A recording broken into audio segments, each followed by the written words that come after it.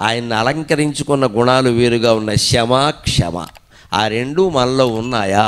శమ అంటే శాంతి, క్షమ అంటే ఓర్పు. ఇవాళ యువతరంలో ఈ రెండూ లేకపోవడం వల్లే చేస్తే హత్య, చేసుకుంటే ఆత్మహత్య రెండే జరుగుతున్నాయి. ఏదైనా చిన్న కష్టం రాగానే శీలింగ ఫేనాయ విద్మహే శున్నీ కంఠాయ ధీమహి తన్నో మృత్యు ప్రచోదయాత్ అయిపోయింది లెక్క. తల్లిదండ్రుల గర్భశోకం, విద్యార్థిని ఆత్మహత్య. ఆ కళాశాల వారు కారణమా? వారేం చేస్తారండి? వారు ఏమైనా చున్నీ ఇచ్చారా? వేసుకోమని చెప్పారు.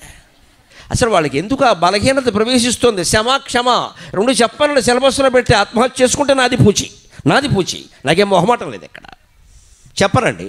ఓపిక గురించి చెప్పరు, ఓర్పు గురించి చెప్పరు, మనశ్శాంతి గురించి చెప్పరు. You should get the rank, you should be number one. Corporate ఎవడో మేనేజర్ ఉన్నాడు, వాడు ఎంత సంపాదించాడో నువ్వు అంత సంపాదించి చచ్చిపోతాడు వీడు సంపాదించలేక.